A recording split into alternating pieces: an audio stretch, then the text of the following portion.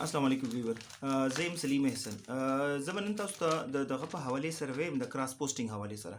کراس پوسټینګ یو داسې اپشن دی سوشل میډیا کې چې په هغې سره تاسو خپل یو سیس چې دی هغه پروموټ کول غواړئ، نو په نسبت د دې چې تاسو پرې زیات اماونټس ولګوئ هغه تاسو لوکلی په خپل منځ کې هم یو سیس چې دی هغه تاسو چلولی شئ.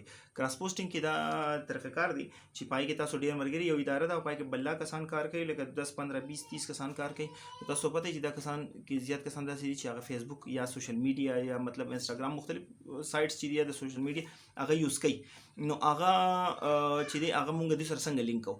نو دا د طریقه کار دی د لینک جوړولو، او دا د لینک چې کله یو ځای جوړ شي نو چې د یو کس سره هم 2000 کسان شو او دا لینک د کراس پوسټینګ او کوم چې د پیج رول دي دا ټول د یو بل سره میلاو شي. نو زما خیال یو ایډ چې تاسو په 20000 کسانو باندې کتل غواړئ هغه به تاسو ته ودن ګینټه یو ګینټه کې به هغه 1 लाख کسان ورسي. نو د دې هم طریقه کار اویلیبل دي، که څوک کول غواړي نو رابطه وکړي. شکریہ.